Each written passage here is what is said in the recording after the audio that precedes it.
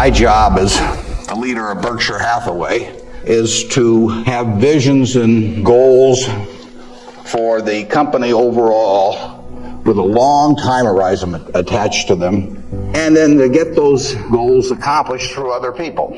That's what it's all about. I can't do it myself, so I have to know where I want us to get to. I have to see over the next mountain if possible, but then I have to get a lot of other people to look over that mountain with me and really do the job. I mean, they are the ones that get it accomplished. So it's getting things done through other people. Now, Berkshire is like many large corporations in certain ways, but it's really quite different in many ways. We have over 150,000 people now working for Berkshire Hathaway in dozens of companies throughout this country primarily, and even abroad a little bit. We have exactly 15.8 people in headquarters, and Deb Ray came down with me today, so we've only got 13.8 there today, and we're probably working just as well with those 13.8 as we would if Deb and I were in the office. But that's an unusual organization. We have dozens of operating managers, CEOs of their businesses, out there running them today, and they do it without any direction from the home office except for one very limited piece of direction that I give them, which I'll get to in a second. But we have these people, and they're an unusual group of people running these businesses because most of them have sold their businesses to us, and they're very, very wealthy. 3/4 of our managers do not need to work financially. They have no reason financially to work. Probably 3/4 of them are worth at least $50 million, and we have some that are worth in the billions. And yet these people jump out of bed every morning and work, and they work weekends, and they love working. And why is that? And what's the key to that? The key really is the same reason I keep working. You know, I'm 72. I'm getting Social Security now, so I should be in Florida, pushing shuffleboard around or something of the sort. But I do what I can do, anything in the world I want to do. But what I want to do is run Berkshire Hathaway. Now, why do I want to run it that way? There's a couple things. A, I get to paint my own painting. I go down there every day, and I feel like Michelangelo. They're working on the Sistine Chapel or something. Nobody else may think it's a great painting, but I get to paint my own painting. I do not have people second guessing me. I do not have people saying, why don't you use a little more red paint than blue paint? Why don't you paint a seascape instead of a landscape? I get to do my own thing. It's a form of creativity. It's exactly like somebody feels it's a professional golfer or somebody feels it's a painter. They're not doing it for the money, primarily. They're doing it because they like doing something well, and that it happens to be down the route of their talents. And the second thing I like, frankly, is I like applause. I like appreciation. So I like having shareholders who feel good about what I've done. I mean, I have a 96-year-old aunt, and her husband went to the University of Nebraska too. And she has all her money in Berkshire Hathaway, and she counts on me. And she's out in Palm Springs now, and her whole net worth is in Berkshire. And I've got cousins, and everybody in our family has got all their money in Berkshire. And so those people are counting on me. And that's kind of fun to have something where you can actually deliver for other people and change their lives in positive ways. As a matter of fact, we had a couple that nobody had ever heard of up until a few years ago. The Offners in New York. They came from Omaha. Not sure which high school she went to in Omaha, probably South High. They left $750 million when they died. Nobody had ever heard of them. And I think a substantial portion, went right here to the University of Nebraska. It was probably a total surprise to the university when they got, I don't know, you probably got $150 million or so. Yeah. Well, you should thank the Offners, but nevertheless, you see the money, you see good things happening out of it. So it's fun. I mean, it beats playing golf every day or something of the sort. So I say, if that's what turns me on, what's going to turn on these managers that are out there running things like Clayton Homes, or we've got a company, Flight Safety, that trains more pilots than anybody in the world. Flight Safety is run by an 85-year-old man, Al Yulshi. Al started the company with $10,000 in 1951. It now trains 4 or 5 times as many pilots as non-military pilots as anybody in the world. And he is there at 85, and it's a matter of public record. He's got $1 billion worth of Berkshire shares. He works 7 days a week. He loves it. And he loves it for the same reason that I love what I do. He gets to do it his way. He buys these big simulators that you train pilots in. He doesn't have to check with me as to whether to spend $15 million for a simulator.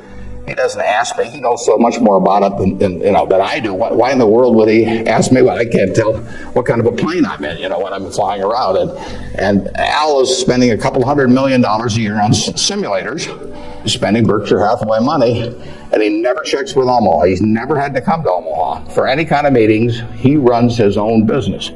And that's what he loves in life. And I let him do it. I mean, that's my contribution to it, is really turning loose his energies. And, they were properly directed before we bought the company 7 or 8 years ago. Why should I think that, he couldn't keep running it after that? And like I say, at 85, he's still running it. The second thing that our managers like, in addition to this painting their own painting, is they too love applause. I report in my annual report accurately what they have accomplished, but they accomplished a lot. You heard Susan Jock, I think, some weeks ago here. Susan came to Borsheim's, and she was making $4 an hour. $4 an hour. Before she was 40, she became CEO of the second largest independent jewelry operation in the United States. For $4 an hour.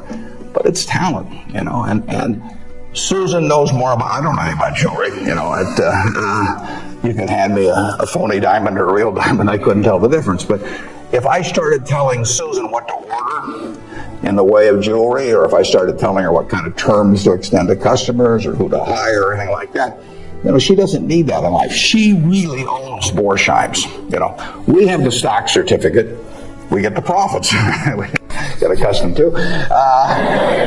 But it's her baby. It's her baby. She decides, everything about that place. And so it's her creation. And that feeling of ownership is really extraordinary. And it's so much better. I mean, it's the way I like to work. It's the way Susan Jock likes to work. It's the way Al Yoshi likes to work. And Susan, like anybody else in this world, loves being appreciated. I mean, there'd be something wrong with her if she didn't. And the truth is, nobody appreciates her more than I do. I mean, she is a talent. We are lucky to have her, and we're lucky to have all of these other managers. So leadership at Berkshire really consists of taking a bunch of people who, in a baseball analogy, would be 400 hitters, and just handing them the bat and just telling them to get up their plate and take a big swing. There's very little to it beyond that. One thing I do is I send them a letter. We don't have meetings in Omaha. Some of our managers, there aren't any meetings, and there are no catechism or anything else. Once every 2 years, I send them a letter. This is it. Roughly one and a half pages or so. The only instruction they get from us. They don't send budgets to us. We don't care about those. Some of the companies use budgets, some don't use budgets. We adjust to them. Some of the managers I talk to a couple times a week because they like to talk frequently. Some of them I talk to literally once a year because they don't like to talk to me. And whatever, it's up to them. I adapt to them. The only thing I tell them, and this letter, which went out January 20th, 2003, it says it's been 2.5 years since my last memo. Now, how many big companies have the managers out there been 2.5 years since they've heard from the home office? It's been 2.5 years since my last memo. Here are a couple things to keep in mind. And number one, and this is number one every time, this doesn't change. It won't change 2 years from now or 4 years from now or 6 years from now. Number one, we can afford to lose money. Even a lot of money. We cannot afford to lose reputation, even a shred of reputation. Let's be sure that everything we do in business can be reported on the front page of a national newspaper in an article written by an unfriendly but intelligent reporter. In many areas, including acquisitions, Berkshire's results have benefited from its reputation, and we don't want to do anything that in any way can tarnish it. Last year, Berkshire was ranked by Fortune as the 4th most admired company in the world. This year, we were 3rd in the United States. They just published it. It took us 37 years to get there, but we could lose it in 37 minutes. And that's the message. I mean, we can lose money. It's nicer to make money, but we'll figure out ways to make money. But we can't lose a shred of reputation. is you don't get it back. And you can. I said 37 minutes, but you can lose it a lot faster than that. You can lose it in 5 minutes. And in fact, I was talking to Bruce coming in, and he did some work around Salomon Brothers, and I went back there 11 years ago because this firm, it had the second largest balance sheet in the United States at that time. It was a preeminent firm on Wall Street. John Goodfriend, who ran it, had his picture on the front of Business Week as the king of Wall Street. And in late in April 1991, he made a fateful decision. It was reported to him that an employee down the line had flim-flammed the U.S. Treasury, had broken some rules, tried to play games with him. And John did not report that fact to the Treasury or to the Federal Reserve or to the SEC or to anybody else. He didn't do anything wrong himself, but he got behind the curve. He didn't report it. The president of the company, Tommy Strauss, didn't report it. If you saw that Katie Couric show on Sunday night on the Central Park Jogger, Tom Strauss was on there, but Tom Strauss ended up losing he was president of Salomon Brothers. John was chairman, John Goodfriend. They didn't do anything. They dawdled. And after a few weeks, the same guy that had committed the terrible acts earlier, on May 15th, he did the same thing again at a Treasury auction. And now they were in this terrible pickle because they'd known about this on about April 28th, that this guy was a bad actor, and they hadn't done anything. And now on May 15th, he does the same thing again. And now if they go, they start feeling if they go and talk about it, that people will say, well, why weren't you in here before? So they just kept trying to shove it out of their mind and do other things. And it came within inches of destroying the firm. It destroyed their careers. I mean, John Goodfriend had spent 30 years in Wall Street and had a fine reputation. The king of Wall Street was brought down by one simple act of omission. All he had to do was pick up the phone. Jerry Corrigan was head of the New York Fed. He had to pick up the phone and say, Jerry, you won't believe this, but this crazy guy in our Treasury Department, a fellow named Mosier, has just done this thing, and I'm terribly embarrassed, and what can we do to make it right? I mean, and Jerry Corrigan, being Jerry Corrigan, would have turned red in the face and gotten very mad and issued a lot of language I couldn't repeat here, but in the end, he would have said, thanks for calling and telling us about it immediately, and we'll slap a fine on you or do whatever is appropriate.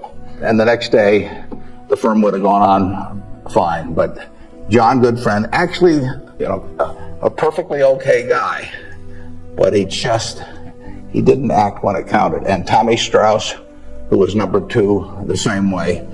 And later on, they were fined and certain way kicked out of the securities industry. And Salomon barely survived. 8,000 employees around the world had their future in real jeopardy because of that single act.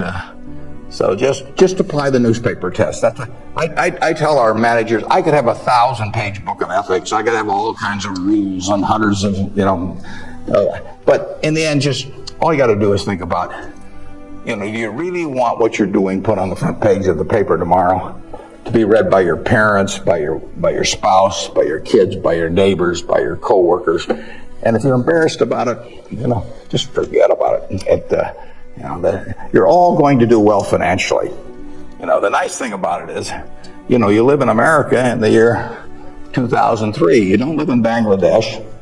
You don't live in America, of 1790 when it was.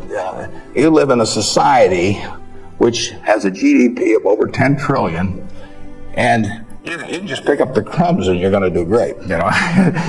You've all got the qualities. It takes 3 qualities essentially to do well. And extremely well, actually, in this country. It takes intelligence, it takes energy, and it takes integrity. Now, everybody in this room has the requisite intelligence. You wouldn't be here if you didn't. I mean, it doesn't take 180 IQs, although I'm sure you all have those. But it takes reasonable intelligence. You're getting a great education. You've got the energy. That's why you've shown up in school. And it takes integrity. And I say if you don't have integrity, we don't want to hire somebody that's got intelligence and energy if they don't have integrity. We'd rather hire somebody that's dumb and lazy if they don't have integrity, because they probably will never get around to cheating us or doing something of the sort. Last thing in the world I want is somebody that's lacks in. Mosier had intelligence and energy. at Solomon. He was head of the government bond trading thing, and he had lots of intelligence and he had lots of energy, and he went to jail, and he almost brought down the firm. And integrity is absolutely an option. You may not be able to throw a football 60 yards, and you may not be able to run the 100 in 9.8. You may not be able to sink 3-pointers but you can choose where you stand on the integrity scale. You weren't born wired one way or the other. That is an absolute choice you make. The heroes I've had in life have been the people that I felt stood out in that respect. My number one hero was my dad, but I've had other heroes, Tom Murphy, Ben Graham, people like that. The reason I admired them was not because they were the smartest people in the world, although they were plenty smart. And it wasn't because they made the most money. That meant nothing. It's really because I felt they were the classiest people that I ever met in my life. I mean, I saw them behave over year after year after year in a way that I could write their story on the front page of any newspaper, and even in an unfriendly tone, and I could not do anything that would embarrass them in the least. They behaved extraordinarily well. And having the right heroes, is terribly important. You tell me who a 10-year-old's heroes are, and I can give you a pretty good prediction about how they're going to turn out. You want to choose your heroes very carefully, because you're going to look like them at some point, and you're lucky if you've got the right ones. I'll give you an aside, and then we'll get on to your questions. But it's something, you're not parents yet, most of you. But when you're a parent, you are the natural hero of your child. I mean, you're this great big thing, or there's two of you great big things, and there's a little tiny child dependent on you, everything. You are the natural hero, and anything they get in school, subsequent everything else, they're going to be shaped more by what they see in this behavior of yours toward them than anything that will impact them later in their lives. And if they want you to be the hero, you can destroy that, of course, and you've seen it done many, many times. But actually, if the parents are proper heroes, the child is about 90% of the way home, and you're lucky if you've had parents like that. And you can be that to your children, or you can be something else, and you're shaping that person. It's nice to learn accounting when you get to Nebraska, but the behavior model that you take on is incredibly important. When I came down today, it's been 54 years since I drove down what was then the Highway 6, the Cornhusker Highway, to come to Lincoln to school. And even then, there was a lot of nostalgia attached with it, because my father had attended the University of Nebraska in the 1920s. He was editor of the Daily Nebraskan, and one day a young woman from West Point, a student, came in to apply for a job as a reporter on the Daily Nebraskan, and my father not only hired her as a reporter, but he married her shortly thereafter. So both my parents attended here. My grandfather on my mother's side was here in the 1890s, and so a lot of good things have happened to me because of the University of Nebraska. I received a terrific education here. I was telling the dean the most valuable thing I learned here, but I learned a lot, but the most valuable was accounting, and we had a wonderful professor named Ray Dean. There may even be something named for him down here, isn't there? Yeah, he was, I'd been to the Wharton School, I went to Columbia Graduate School subsequently, and I took a lot of accounting courses, but by far the best instruction I received in accounting came from Ray Dean, and there's nothing more important. People ask me what they should take in business school, and or even if they don't go to business school, what they need to know before getting in business. And I tell them, you have to understand accounting. It's the language. I mean, it's like being in a foreign country without knowing the language if you're in business and you don't understand accounting. So you want to get as comfortable with that as you are with the English language. It's made me a lot of money, because I listened to what Ray Dean had to say 53 or 4 years ago, and have been able to understand what I was seeing on pieces of paper, what that told me about businesses, and the limitations of what it told me about businesses. But that's the way we invest. Yesterday I was in Knoxville, Tennessee, And we bought a company. We agreed to buy a company called Clayton Homes about a week ago. It's a big company in the manufactured home business. We agreed to pay $1.7 billion for it. I made that deal over the phone without ever meeting the people there, but I had seen enough through reading 10Ks, 10Qs, annual reports, but looking at figures, what they tell me in terms of the kind of people even running the place, the kind of accounting decisions they make and so on.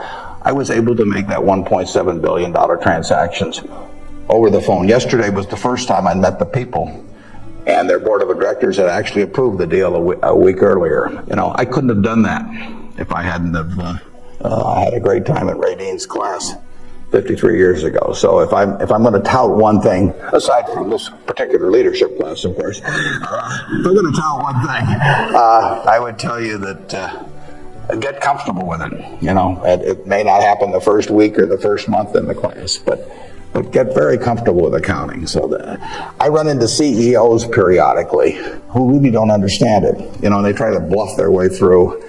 You can see in their faces, they're frightened almost when somebody hands them a balance sheet or an income statement. They really don't know what it means, and they have to count on somebody else. And that's something you shouldn't count on. We make all our acquisition decisions ourselves. I mean, we don't call in consultants or anybody. We don't call in investment bankers, much to their disgust. No investment banking fees in the Clayton Homes deal, because it's my responsibility running Berkshire to understand enough about our acquisition decisions to make them based on the numbers that I see and what I see there. This course, however, is about leadership, and I'd like to talk just for a minute about that, and then I'd like to really talk about whatever's on your mind, and we'll get questions. But leadership obviously it's a very simple thing in concept. Let's talk about what's on your mind now. Good morning. When you were rejected from Harvard Business School, is obviously somewhat of a failure in your mind. How do you adapt to your failures in life to make you more successful? Yeah, well, that's a very good question. How do you turn failure into a plus? It's true. When I was at the University of Nebraska, one day I was reading the Daily Nebraskan, and it said in room 300 or something, at 3 o'clock there will be this panel of 3 professors here at the university, and they're going to award the Nathan Gold Scholarship. I don't know whether you still have that around. And at the time, it said it would give you $500 to go to the graduate school of your choice. I don't know whether it's changed in amount, but that was it. So I read this, and I went there to this room at 3 o'clock that day or whatever it was, and I walked in the room, and there were the professors. And I was the only student that showed up. I mean, it really got to them. I mean, they were stuck. They kept waiting and looking at their watch and hoping there'd be more candidates, but no one came in. So I won $500 by default. And those are usually my biggest triumphs when nobody else shows up. And so here I was. I had $500 to go toward it wasn't limited. It was any graduate school for a master's degree. So I applied to Harvard. My dad wanted me to. And I shortly heard from Harvard, and they said, go to Chicago and meet this fellow who interviews applicants from the Midwest. So I got on the train, and that's what you did in those days, and I spent about 10 hours on the Burlington going to Chicago. Then I transferred to another little interurban train to go up to this country day school where this fellow was the headmaster, and he was the big interviewer for Harvard. And I got there, and after about 10 minutes, he said, better think about something else.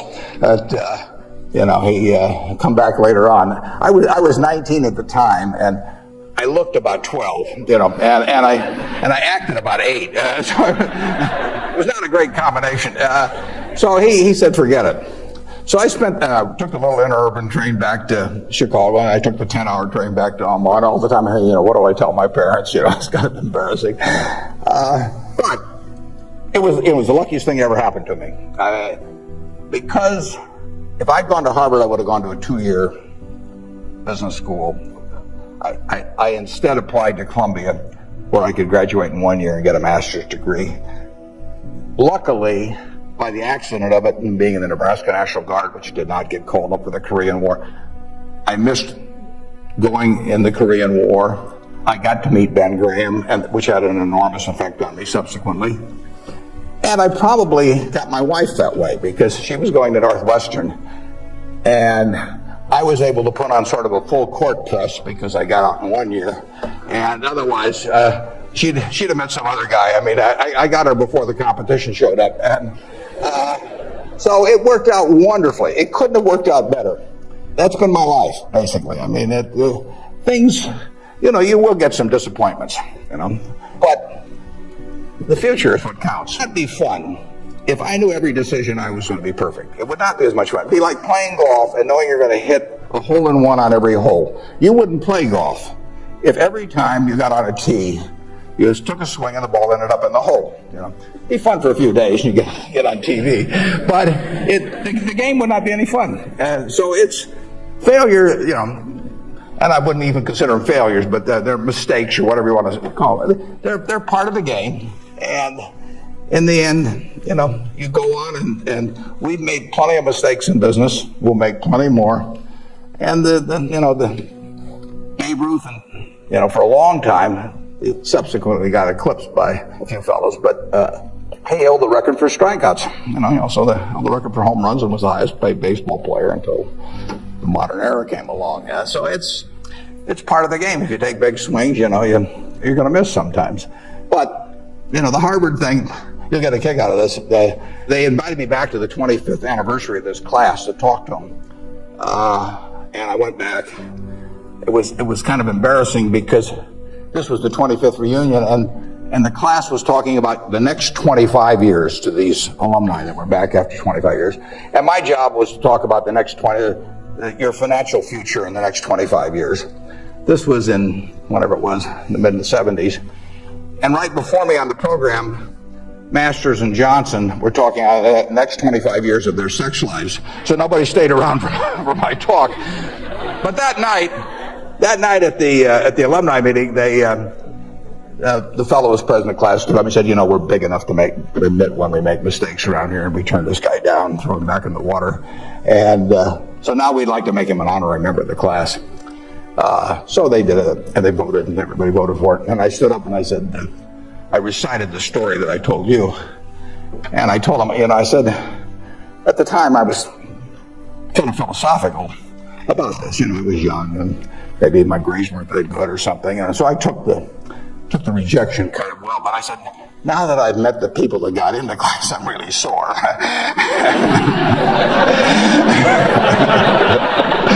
Okay, who's next?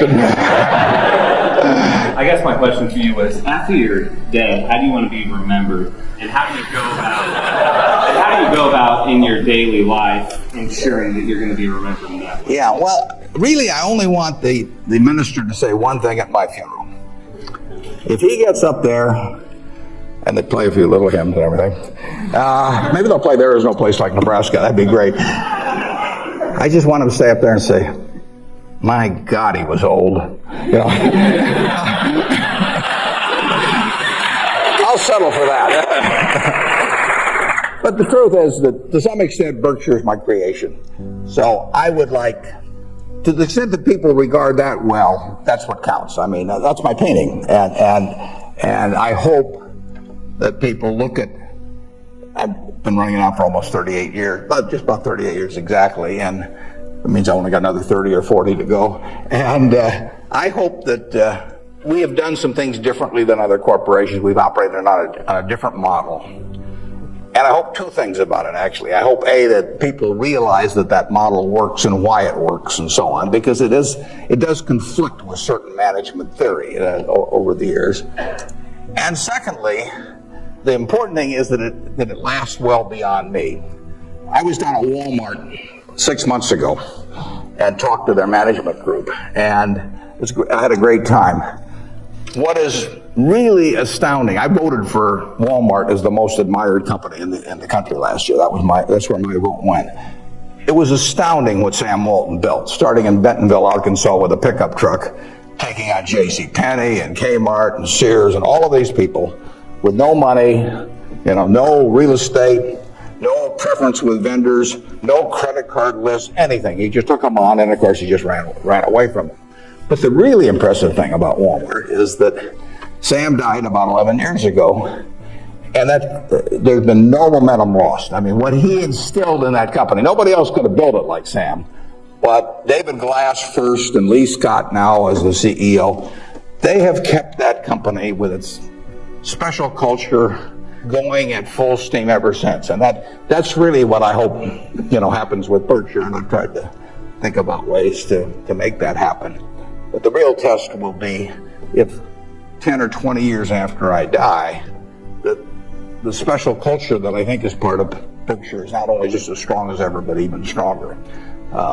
We have a situation at Berkshire where in 38 years, we got all kinds of CEOs up there running all kinds of businesses, 3 or 4 of them in Omaha.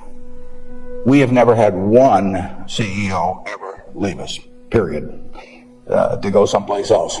I mean, I don't know that there's any place like that in the country. So it's been and we've never issued a stock option. You read in the papers that you got to have stock options to attract quality people and that sort of thing. I mean, we've never had a share of them. And in the end, I don't know how many dozens of managers we're talking about, but no one has ever left for another job. And some have been offered way more money. In fact, Ajit Jain, who runs our reinsurance operation, probably could have increased his income 10 times, tenfold. Now, he's already making many millions, but tenfold. But he doesn't want to leave. And that is the culture that I hope we can maintain, and that's what I'd really like to be. If I've done anything to contribute to that, continuing after I die, that would be terrific. Of course, I actually plan to keep managing Berkshire after I die. You have to understand that. I have given all the managers Ouija boards, and I got these dark rooms they're going to go into, and I'll be there. Mrs. B at the Nebraska Printing Mart worked till 103 at Berkshire, and she's sort of our examples. And then she took off from work and she died the next year. So it's very dangerous to quit as early as that. How do you determine where you make your donations? Oh, well, there's a Buffett Foundation. Eventually it will have everything. I mean, basically everything I've made will go back to society. America's done it for me, and that's where it should go. I've got about an 8-page letter that the trustees have already seen. Incidentally, there's very few trustees. I don't believe in large groups of people making decisions. It gets to be, it sort of descends to the lowest common denominator. So there's only, maybe 5 or 6 trustees. Interestingly enough, not just by accident, but I picked the people who I trust in the most in terms of both their intelligence but also their quality to run it after I die. The people I feel the surest of. A significant majority will be women. It'll be a woman-controlled foundation, and probably the largest foundation in the world at the time, but with a very small number of trustees. I have, in my letter, I tell them that I'm not going to give them any specific instructions as to what to do with the money. I tell them that their judgment above ground will be better than my judgment 6 feet underground. So in the end, I want them to do a couple of things.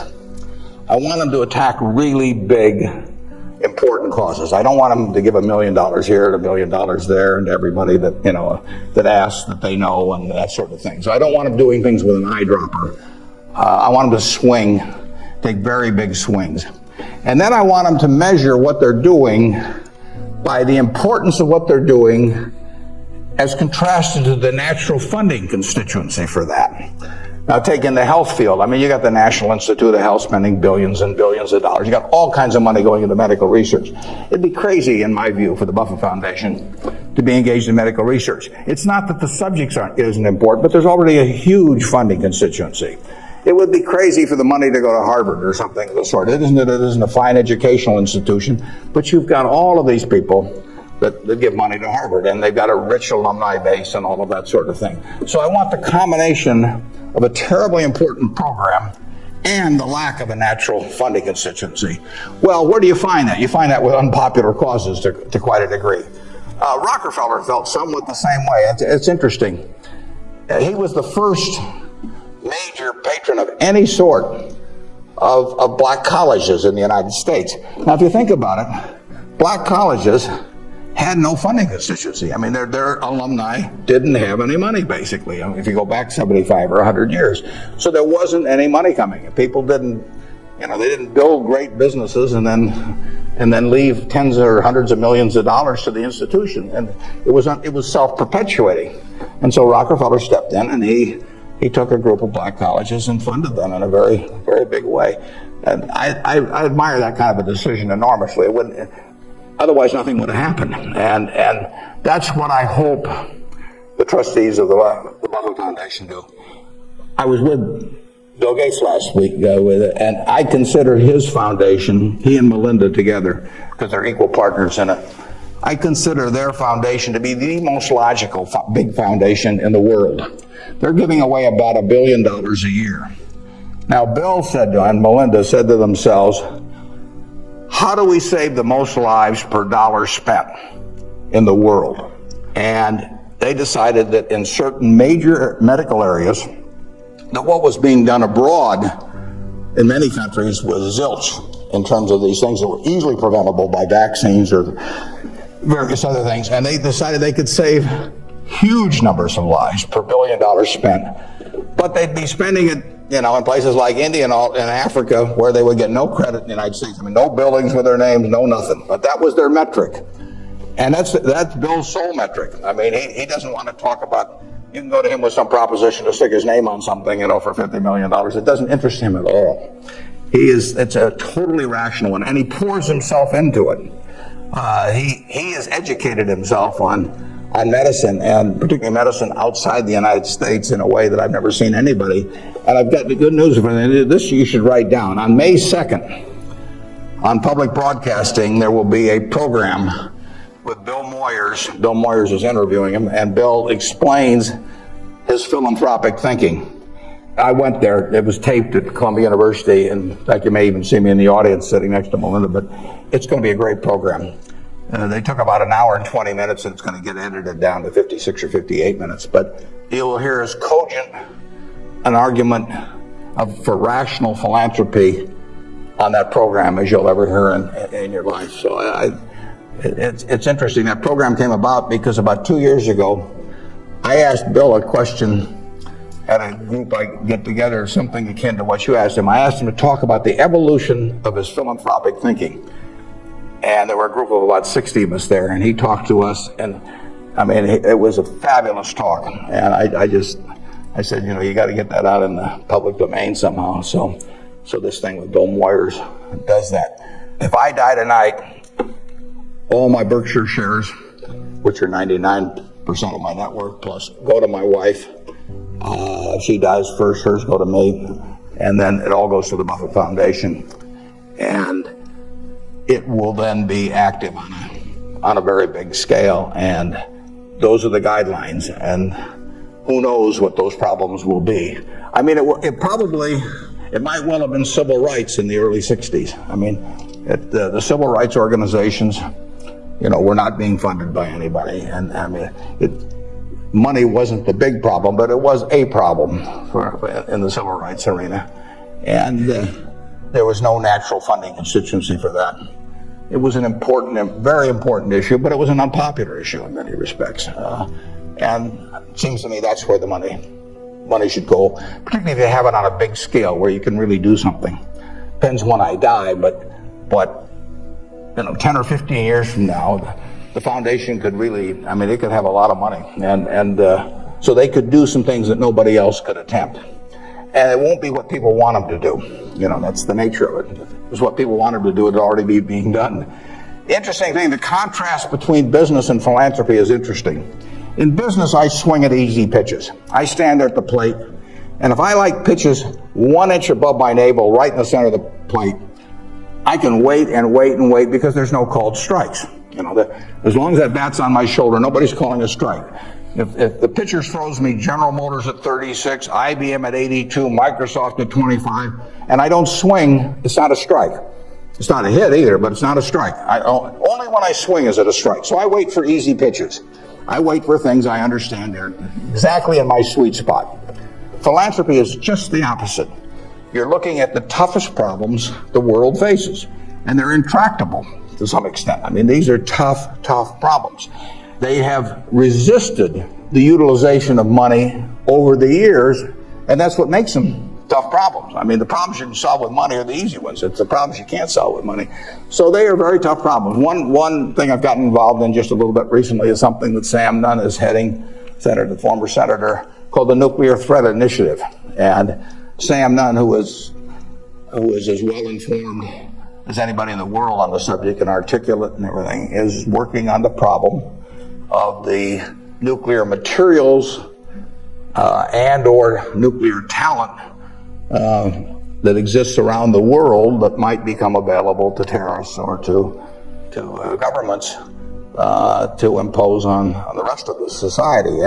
And there are vast amounts of uranium and lesser amounts of plutonium, and there's a lot of unemployed Russian scientists and so on. So this is something that Ted Turner actually set up a couple of years ago and got Sam to handle. And because AOL Time Warner stock, which was being used to fund it from Ted, it's gone down a lot in price. They run short of money. So that's something I'm involved in. It doesn't, it's not something that has any popular appeal. You can't send out something and get hundreds of thousands of people to respond. But that's the kind of thing that I think the foundation should be doing. Question is, with the government considering eliminating the double taxation on dividends, would that change our attitude at Berkshire toward paying dividends, and what sort of decision-making framework do we have about whether we pay dividends or not? Berkshire, I took it over in 1965, and we paid 10 cents a share one year. It happened in the late 60s. I can't remember it. I blocked it out of my mind. I must have been in the men's room or something, because that was the only dividend we paid. The determination is very simple on dividends. Can we retain $1 or $1 billion, or whatever the amount is, of earnings, and have that dollar become worth more than $1 in immediate present value? Now, even though it may not get used for a few years or something of the sort. In other words, is that dollar worth more than $1 if kept in the business? Forgetting about taxes entirely. Let's assume a total tax-free society in terms of dividends. And the answer to that so far has been yes. We have kept the dollars that we've earned, and we have created more than $1 of market value for every dollar we've retained. And as long as we can do that, it's silly to pay out $1, even if it's not taxed, and put it in my pocket, where it's still only worth $1 if I can create more than $1 worth of value in the stock. So we have done that now for a lot of years. It doesn't mean we can do it forever, but we've done it for a lot of years, and that is the test. And you will find in the back of the Berkshire Hathaway annual report, which we'll be glad to send to any of you. It's on the internet also. But you'll find in the back of the Berkshire report something that isn't in any other report that I know of. It's something called the Economic Principles of Berkshire Hathaway. That's been in the report every year now for at least 20 years. And those principles don't change. That's why they're principles, and it's why I'm willing to lay them out. I mean, if I act in conflict with those principles, I expect the owners to call me on it. But I look at the investors in Berkshire as my partner. Now, I'm the managing partner. They can't, because I own so much stock, they can't do much about me. So they ought to know what the game is if they join us.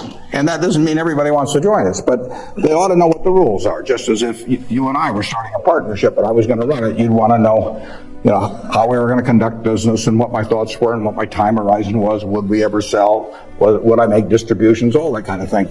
So those principles cover this point you raised. I don't forget whether it's the third or fourth one or something like that, but it's explained there, and I want people to I want our owners to understand it. I mean, I look at every owner when I write my annual letter to shareholders, which takes me an ungodly amount of time. It's miserable, but nevertheless, it's important because it is the one time a year I'm talking to my partners.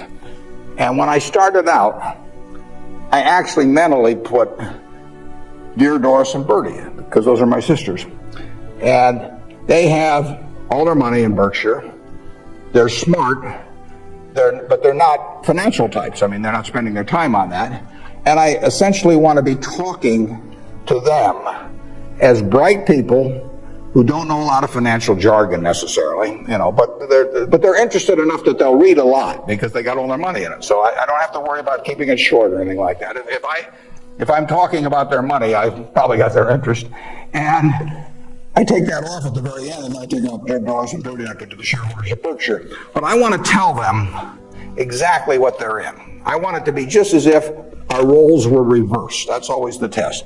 If Doris and Bertie were running the place and I was living in Carmel, California, like Bertie is, what would I want to hear from them, the managers? And one of the things I'd want to hear is just exactly the question that you asked. What is your attitude about distributing money from the company? Because I get to make that decision along with the board of directors, and they don't. And some managements withhold money that really belongs to their owners because they like building a kingdom. Some of them, do it out of fear or anything like that. I think I'm doing it for a rational reason, and I want to explain that reason, but I tell them how to test me on that too, because I think I should be tested. And it's a very important relationship that really has deteriorated over the years, in my view, between management and owners. I mean, you've seen in the last 10 years a slippage, in my view, of the behavior of American CEOs. I mean, obviously, all kinds of exceptions, but it's very interesting because they're not crooks or anything, most of them. There's a few, and they've gotten a lot of publicity lately. But nevertheless, they have behaved as most humans do. They've sort of picked up the behavior of those around them. That's why it pays to hang out with people better than you are. I mean, if you hang out with people better than you are, you'll become better yourself. Everybody behaves better that's around my wife. I mean, even including me, starting from a low base. But she just has that effect on people, and other people pull you down. I mean, when I was in the National Guard and we would go to camp, in about an hour I was reading comic books. Pretty soon everybody's reading comic books. The language, every other word becomes some form of profanity. Everything you just sink. What happened to American CEOs in the 90s is that the behavior, the situational ethics, sort of caused behavioral norms to sink. I'd say it's a little like how Mae West described her career. She said, "I was so white, but I drifted." And American management drifted to quite a degree during that period.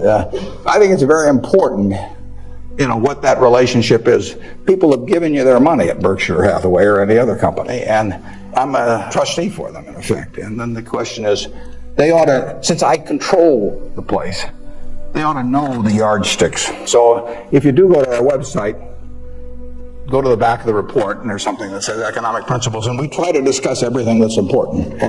And I tell them I'm going to put them in there every year so that they can hold me accountable. Yeah, and the question is about the personal quality we look for in the executives we place at our various companies. The first thing is we don't usually place them. I mean, they come with them. We don't have anybody to place. So I have the problem occasionally, if somebody dies, or to replace a CEO. But most of our CEOs came with the deal. Clayton Homes, which we're buying, comes with Kevin Clayton running it. We will put no one in there. He will run the place just as before. But in terms of the personal quality, when a seller comes to me with a business, whether it's Clayton or any of the others, Ike Friedman at Borsheim's, Mrs. B at Basket Furniture Mart, when they come to me, the first question I have to ask myself, because I'm counting on them to run the place, I have to decide, do they love the money or do they love the business? Now, there's nothing wrong with liking the money. I mean, they all like money, but they've got to love the business. They got to have a passion for it. Because if I give them a whole bunch of money and they love the money and they don't love the business, no matter what they tell me, 6 months from now they'll be gone. I mean, they'll just all of a sudden say, "Why am I getting up at 7 a.m. just so I can send a lot of money to Omaha?" I mean, it won't work. So they have to love the business. I mean, I want people with a passion for the business. I used to say that I had a one-line employment form, one-question employment form. The question was, "Are you a fanatic?" If you answered yes, you got the job. Because I want somebody who's fanatic about their business. I mean, you want people that love teaching if you're in a classroom. If they don't have the passion for it, it doesn't work very well. So now, if they've got the passion, and our managers do, but not everybody would. The financial operators don't. We've never bought a business from an LBO operator or financial operator, because they don't give it. I mean, all they want to do is make sure your check clears, and they're gone. And it isn't going to work if we try to buy from them. So we buy from these people who love their businesses. And really, my job is just to make sure that I don't mess it up and create conditions that cause them to quit loving it for some reason, because they come in loving it. Only I can mess it up. And they care about being treated fairly on compensation, but they don't measure it against everybody else. They don't have a lawyer they're negotiating with me. I mean, I don't have a compensation arrangement with any of these managers that can't be put in one paragraph. And then I go to other companies where they have a lawyer come in and there's 80 pages, and it tells what's happened, how much they get paid in severance if they end up going to jail. I won't deal with somebody that thinks that way. And that's fine. There's a self-selection process in terms of who comes to us. There's this invisible filter out there that causes the Claytons of the world, the Al Yoshis of the world, the Ike Friedmans of the world, the Mrs. B's of the world to come to us. When I made the deal with Mrs. B in 1983, Mrs. B had another offer from somebody else that was somewhat higher, and she just said, I don't care. She only owned 20% of the company. She had 4 children, they each owned 20%. She told them, I'm selling to Mr. Buffett. She always called me Mr. Buffett up till when she was 104. In fact, when I'd walk in the store, she'd say, here comes my new young boyfriend, which I don't get that a lot of places, I can tell you. She built this thing. She came over here in 1921 or 2. She landed in Seattle with a tag around her neck. She couldn't speak a word of English. Said Fort Dodge, Iowa. She couldn't communicate. She just had the tag. The American Red Cross got her out to Fort Dodge. And for 2 years, she got no place because nobody spoke Russian or Yiddish, actually. And so she moved to Omaha just to be around some other Russian Jews who she could at least talk to. She learned the English language when her oldest daughter, Frances, would go to school and come home at night and teach her the words. And she started sending $50 at a time over to Russia to bring her siblings. She had 7 siblings, and her mother and father to get them over here. After 16 years, she brought all the family over. She saved $500 in 16 years. Peddling used clothing, whatever. And she started in Nebraska Furniture with that $500. And it's now the largest home furnishings complex in the world. And it all came from the $500 and a very, special woman. And can you imagine building something like that and selling it, to some financial operator who's going to resell it, and try and go public with it a couple of years later? It meant something to her. She wanted it to continue like it has continued. Those are the kind of people we want to attract. It isn't so much me selecting them, it's them selecting Berkshire. I mean, that's the key. And frankly, we've gotten to that position in this country where the people that do care about their businesses, good-sized businesses, there's no second choice besides Berkshire. We get them. They come to us. We had a woman, Doris Christopher, come to us last year. Doris Christopher, in 1980, had 2 little girls, lived in Chicago, lived in a probably $20,000 house, and she and her husband both worked. She was looking for something to do to make a little extra money. She thought about catering and decided that would take her away from the kids too much. So she decided that what she knew best, though, was she'd been a home ec teacher. She knew cooking, and she knew the kitchen and what was useful to people. So she borrowed $3,000 on her life insurance policy. That's all she had. She went down to the merchandise mart in Chicago and said, what's the least amount of this utensil or that utensil a manufacturer would sell? Usually a dozen. And she took them home, and then she got the idea that she would hold these parties, essentially, in people's homes.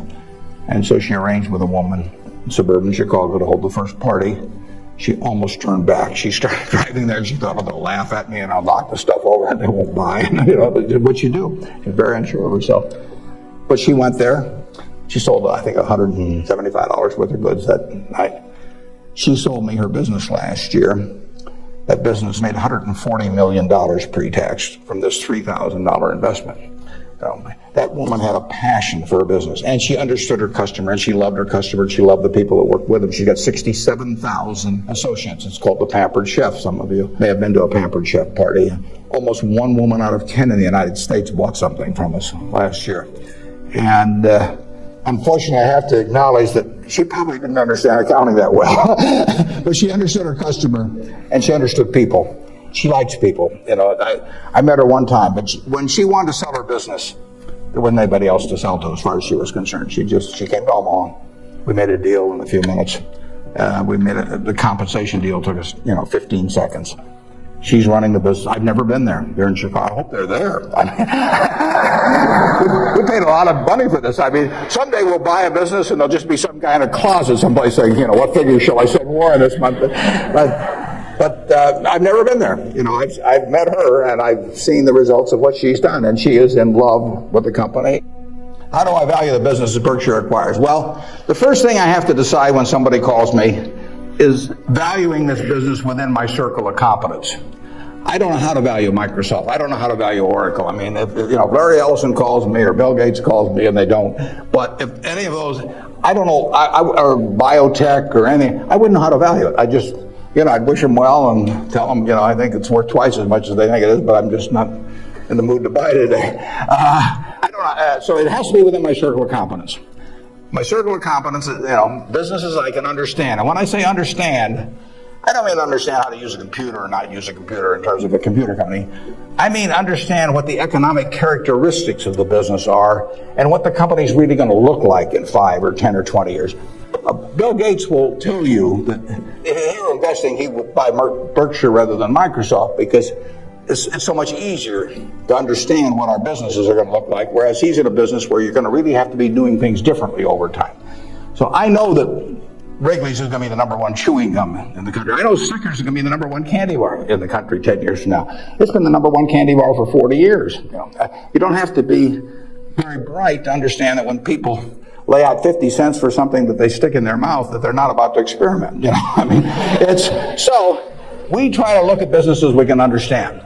Now, I got a call a year and a half ago from a fellow, I never heard of him, in Denver. His name was Craig Ponzio. Craig called me up and never heard of him. And he said, I've got a business that's your kind of business. I want to sell it. Here's the reasons.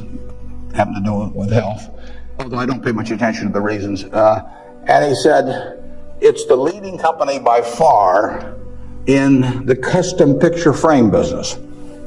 And he said, let me tell you why it has what I call durable competitive advantage. That's what I call a durable competitive advantage. He said, let me tell you why it has it. He said, there are 18,000 people that frame pictures in the United States, little mom and pop operations. Every town, Lincoln will have a half a dozen, Omaha will have a dozen, and they frame pictures. I go over to get a picture framed, I hand it to somebody, I say, I follow their judgment. I say, biggest thing I want is I want a good looking frame. I want it back soon. I want quick delivery. Well, with 18,000 people in that business and a zillion kinds of picture frames, nobody can carry a big inventory because they don't do that much business. I mean, it's not Walmart or something of the sort. Craig Ponzio graduated from a little school up in Wisconsin, went to work in a tiny little firm that made these things. 5 or 6 years later, bought the place when it was doing $3 million a year. Now it does $300 million a year, and it totally dominates the wooden custom frame business. Why does it dominate it? It dominates it because it calls on these 18,000 people. It has a sales force calling on them 6 or 8 times a year, and it has 22 plants around the country that can get the frame that the custom framer orders 85% of the time. If they order it by 5 o'clock today, they'll have it by 3 o'clock tomorrow afternoon. Now, think of that coverage. That's what the customer wants. They don't care whether they pay $83 or $88 to get the thing framed. You've got something you want done, and you want it done fast. And that little custom framer, those 18,000 people, they want happy customers. And that means speed of delivery and certainty and all of that. You couldn't build a distribution system to compete with us. I mean, just think of trying to build a distribution system starting from scratch that would take that business away from us. It can't be done. Well, Craig explained that to me in about 15 minutes. I'd never thought about the custom frame business, but I've framed pictures or had people frame them for me, and I understood the power of that. That was a Monday. I said, I think we can make a deal. So he came on Wednesday. He came at 9 o'clock and he left at 10 o'clock. We've had a deal. I've never seen him since. He got the money promptly thereafter. He wasn't going to come to the annual meeting last year, but his wife was sick. He'll probably come this year. He's a good guy. And no one can knock us off in that business. Every time I buy a business, I say to myself, if I had $1 billion and I wanted to go in and compete with these guys, could I knock them off? If you gave me $1 billion and you told me to dislodge Snickers as the #1 candy bar in the country, I don't know how to do it. If you tell me I got $1 billion and I got to make it $5 billion and I got to make it so that Wrigley's, Spearmint, Double Mint, Juicy Fruit, all of those get knocked off the top selling gum list, I can't do it. Now, if you give me $1 billion and tell me to knock off all the ladies' apparel shops in Lincoln, I'll make mincemeat of them very fast. I mean, I have a very good business myself, but I can destroy them. And the real test is, can some idiot with a lot of money destroy the business you've got if he decides to compete with you? And we try to buy businesses where no matter who comes along, they've got this durable competitive advantage. Those are the 3 words that count. And you can make that. You may be able to make that decision about companies that I can't make that decision about. They have to be pretty simple for me. But we buy things that, we have Fruit of the Loom underwear. Are people going to quit wearing underwear? Well, who knows? But we sell 44% of all the men's and boys' underwear that goes through Walmart and all of the mass merchandising chains. We got the lowest costs around. Fruit of the Loom is a name that's been around since 1850 or 60. If you can buy 3 pairs of shorts from us, or 6 pairs, or whatever it is, for $5.50, and nobody's going to sell them cheaper, why are you going to buy anything else? So we'll own that unless we mess it up some way. We've got a very potent advertising slogan there. We cover the asses of the masses. That's sort of gets to it, doesn't it? Yeah, up there. Okay, yeah, the question is, since I say 1 or 2 years doesn't make much difference in business, but longer term does, how do I apply that in my life? Well, I could probably give you some terribly philosophical answer on it, but the truth is I get up every day and just do what I love doing. And I want people around me to have good experiences, but the truth is I don't spend most of my time thinking about that. I mean, I spend most of my time thinking about what can I do to keep Berkshire going the way it has going. But I will tell you how to apply that, and it works reasonably well, I think, at Berkshire, because we get this self-selection of people that join in. I mean, we have created a working environment where in 38 years nobody's left that runs it. So I do feel good about that, obviously. I feel good about the results of the investors and, the Othmers and those people. I mean, actually, I think a fellow may write a book about what's happened with all the money that all these different people have made in Berkshire. But I'll tell you the test on that, and it's a terrific question.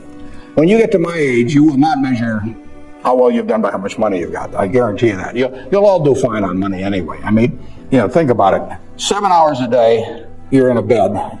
You got exactly the same mattress I've got. If you don't, we'll sell it to you at the furniture mart. So that, we're on a parity. I can't outdo you, in terms of my sleeping enjoyment. You can match it by buying this mattress, which we'll give you a special price on. Just mention my name. We eat at the same places, We eat at Dairy Queen, particularly if you're in my position too. We own it, but we eat at McDonald's and Burger King, and when I leave here, I'll stop by a fast food place on the way. So our eating experiences are the same. We travel the same. I mean, I had a 10-year-old car up till about a year ago, and it just doesn't make any difference to me, and they all work. We live in a place that's warm in the winter and it's cool in the summer, and we watch the Super Bowl on big screen TV. You do it, I do it. We dress more or less the same. I mean, I pay more for my clothes, but they look cheap when I put them on, so we're really on a parity. Yeah. So the money isn't going to be that big a deal. Everybody in this country is going to, with the intelligence this group has, the energy you have, you're going to do well. So what's the difference? What really counts? Well, I would say that you will measure, health is enormously important, and that's a matter of a fair amount of luck. I mean, I'm not shortchanging it. I'm just saying you can't do too much about that. But you will measure your success in life by how many, and extent, whether it's the people you want at 70 or whatever the age may be, you'll measure it by how many of them really love you, in the end. you can't buy love. I mean, it doesn't work. You can buy sex, you can buy testimonial dinners, you can buy your name on buildings, you can do all kinds of things. But love is to be lovable. It's kind of irritating, actually. If you got a lot of money, it'd be more fun to just write out a check for $1 million. So everybody, from now on loves me. But it doesn't work that way. And in fact, the only way is to be lovable. And I've got this friend who came out of Auschwitz and had at least one member of the family die there. What is it now? 60 years later. She still, when she looks at people, as a Polish Jew, the question she asks herself in determining who she really trusts as friends, the one question in her mind is, would they hide me? Now, when you get to be 70, if you've got a lot of people that would hide you, you've had a successful life. I know people who have a tremendous amount of money, no one would hide. Their own kids wouldn't hide them. And they really wouldn't. Their business associates wouldn't, or anybody else. If it really came down to it, they don't have anybody's respect. They've got their attention maybe with money or something of the sort, but nobody loves them. My friend Tom Murphy at Cap Cities TV, dozens of people would hide Murph, all kinds of people would hide my wife, Ben Graham, a lot of people would hide. My dad would have had a number. And then, like I say, that I can tell you people that, everybody may pay homage to them, and the kids may put up with them and hope they don't change their will or something, but the truth is that nobody would hide them. And if you've got a lot of people that would hide you when you get to be 70, you will have had a very successful life. The truth is the main goal I've had has been at Berkshire. It might be more admirable to say that I was feeding the poor or something someplace in India, but it isn't true. It's been the focus of my life most of the time. The money will be, I think, used for very good purposes later on. I don't use any real amount of it myself. But actually somebody else is going to do most of that. And I picked good people to do it. I've got 3 kids of which I'm enormously proud. And they like each other. They get, they do things together. They work, the family unit works extremely well. But my wife gets 99.9% of the credit for that. If you didn't turn out well under her, there's something really wrong with you. And it's a life that's a lot of fun, but I do what I enjoy doing. I play lots of bridge on the internet because I like to do that more than anything else. I used to do way more reading. I do a lot of reading, but I used to just read all the time. Now I spend 12 hours a week on the internet playing bridge. And it's great. I will talk to the Microsoft Summit here in about a month, and I tell this group, and there's all these high-powered internet types, and I tell them, look, you guys are all failures because here I am, got all kinds of money. I've been fooling around with the internet now for 10 or 12 years. I spend 12 or 14 hours a week on it, mostly bridge, but I do, the Google searches, and if I'm writing a talk, I look up all kinds of information on it. I read the New York Times, the Wall Street Journal, 10 o'clock the night before, and all these things. And you guys are getting exactly $120 a year out of me. That is a failure. They have not figured out how to get any money out of me. And I gave them this talk last year, and this year I'm going to go back there and say, you've made no progress at all. It's $120 last year, it's $120 this year, and in between I've had 600 hours of enjoyment, learned all kinds of things. I enjoy that more than anything. Now, when I was young, I thought I had a lot of money. I'd own a professional sports team, and I'd play golf all the time. Maybe have my own private golf course, all kinds of things. Just doesn't mean anything to me. I have something where 365 days a year, everything is good. I work around terrific people. One of them is here today that came with me that drove me down. And I get to select the people I work with. That's a huge, huge luxury. Literally, just think if you had to work for a boss you couldn't stand, or work around people that cause your stomach to churn. It just would, it'd be miserable. So the ultimate luxury really is doing something every day that you love doing with people that you love doing it with. And I've got that by accident to some extent. I say if you take on a job just to make a lot of money and it causes your stomach to churn, and you go home at night and kick the dog and all that sort of thing, that's a little bit like marrying for money. It's probably a bad idea under any circumstances. But if you're already rich, it's crazy, right? If I marry for money, I would have my head examined. What's it going to do? And we're lucky in this country. We won what I call the ovarian lottery when we were born in this country. It's 4 times or likely you would have been born in China, just about as likely you've been born in Bangladesh. You're born in the greatest society in the world, so make the most of it and have a good time. Yeah, it's a good question. Why do I stay in Omaha? Well, I love it. And my grandfather went to Central High. My dad went there. My wife went there. My kids went there, and now my grandchildren are there. My grandchildren say they had the same teacher that my grandfather had.